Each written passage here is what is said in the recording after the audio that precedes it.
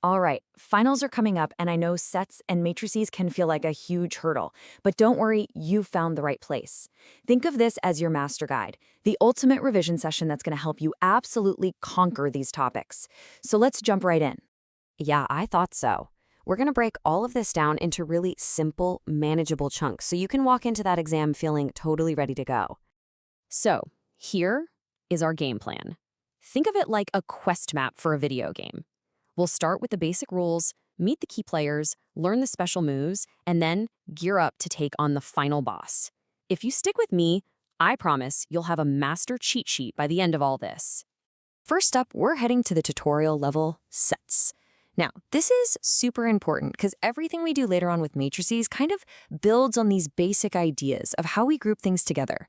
So what even is a set? It's just a collection of things, usually numbers. So if you look here at set A and set B, there are two main things we can do. The union, or A or B, is literally just mashing everything from both sets together into one big set.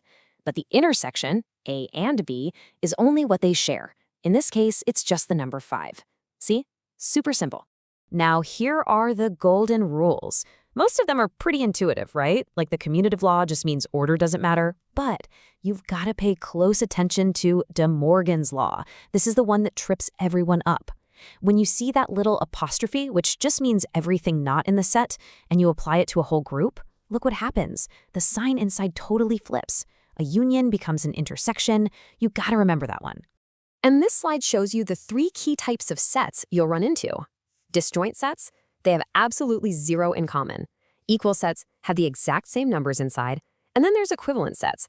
They might have different numbers, but they have the same amount of numbers. It's a subtle but important difference. Okay, tutorial level complete. Let's level up. It is time to meet the main characters of this whole challenge, matrices. So at the most basic level, matrices come in 2 shapes. You've got your square matrix, where the number of rows is the same as the number of columns, like a 2 by 2 or a 3 by 3. And then you have the rectangular matrix, where those dimensions just don't match up. And here's what they look like in the wild. A square 2 by 2 on top, a rectangular 2 by 3 on the bottom. Now, the absolute most important habit you need to form, and you can see it right there on the slide, is to always check your dimensions first. Trust me, it will save you a world of pain later on. Okay, now let's meet some of the specialist players. A diagonal matrix, that's one that only has numbers on the main diagonal line, and it's all zeros everywhere else. A scalar matrix is just a special kind of diagonal one where all those numbers are the same. And a symmetric matrix is really cool. It's one that looks exactly the same even after you flip it along its diagonal, a move we call transposing. There are a few other types, but the 2 I really need you to focus on are singular and non-singular. A singular matrix is special because its determinant is 0.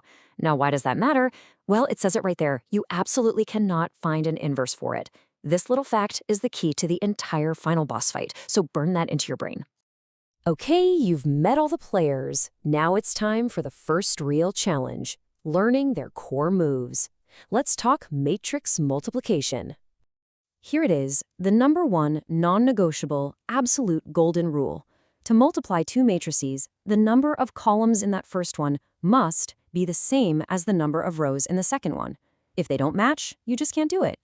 The process itself is basically running along each row of the first matrix while you go down each column of the second, multiplying and adding the numbers as you go. Next up, let's learn a very special operation called the determinant. It's just a single number we calculate from a matrix, but it tells us so much.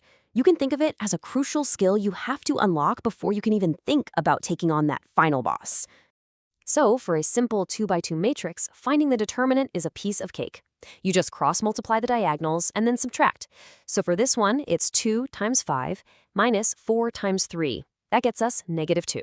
And hey, check out that pro tip. If you ever see a matrix where a whole row is just zeros, the determinant is automatically 0. That's a fantastic shortcut to remember. Okay, you've done the training. You've learned the special moves. It is time. We're going to combine everything we've learned and face the ultimate challenge. Let's take on the final boss, the matrix inverse. Now, don't get intimidated. There is a very clear path to victory here, a 4-step battle plan. First, you calculate the determinant. Hey, we just learned how to do that. Then you find something called the cofactor matrix. After that, the adjoint. And finally, you just plug everything into the winning formula. Let's walk through it. So, step 2, finding the cofactors. It looks complicated, but it's not so bad. For each number in your matrix, you basically just imagine covering up its row and its column. Then you find the determinant of the little 2x2 matrix that's left over. The only tricky part is you also have to multiply that result by either a +1 or a -1 based on this checkerboard pattern of signs. All right, after all that work in step 2, step 3 is a gift. It's the easiest one of all. You take that big matrix of cofactors you just made, and you just transpose it. That's it. Rows become columns, columns become rows. This new flipped matrix gets a special name, the adjoint. And this is the final boss formula. The inverse of a matrix is just the adjoint matrix from step 3 divided by the determinant from step 1. And now it all comes together. Look at the note.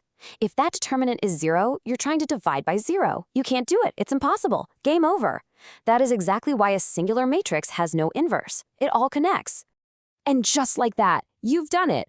Final boss defeated. Victory! And as your reward, you've unlocked the master cheat sheet. Let's do a quick victory lap and review the key moves you've just mastered. And here it is, your cheat sheet to victory. All the most important formulas and ideas, all in one place. Transpose is just flipping rows and columns. The determinant is that special cross-multiplied value. The adjoint is the transpose of the cofactors. And the big one, the inverse, is just the adjoint divided by the determinant. Go ahead, screenshot this, write it down, whatever you need to do. You are ready. You've got this. Wow, we have covered a lot, from the absolute basics of sets all the way to the final boss of matrices. You now have this incredibly powerful toolkit for organizing and working with data. So the only question left is, now that you know the rules of the game, what problems are you going to go out there and solve?